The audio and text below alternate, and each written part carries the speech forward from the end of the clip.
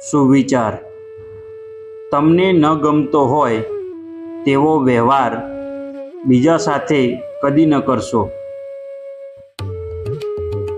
આજે સમાજમાં પરસ્પર જે અભાવો છે, એકબીજા સામે ફરિયાદો અને અસંતોષ છે, તેનો ઉપાય હોય તો માત્ર એટલો જ છે કે જે વ્યવહાર પોતાને ન ગમતો હોય એવો વ્યવહાર બીજા સાથે ન કરવો.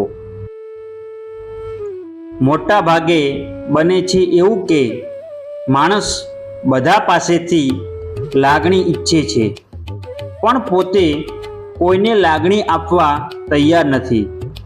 માણસ એવું ઈચ્છે છે કે બધા મારું માન રાખે, પણ એ પોતે કોઈનું માન રાખવા તૈયાર નથી. વાસ્તવિકતા એ છે કે માણસે કોઈ સાથે ખરાબ વ્યવહાર કરતા પહેલાં એવું વિચારે કે પોતાની સાથે કોઈ આવો વ્યવહાર કરશે તો પોતાને ગમશે ખરું? આજે સંબંધોમાં તિરાડો પડે છે તે એકબીજા સાથે થયેલા દુર્વ્યવહારનું પરિણામ છે.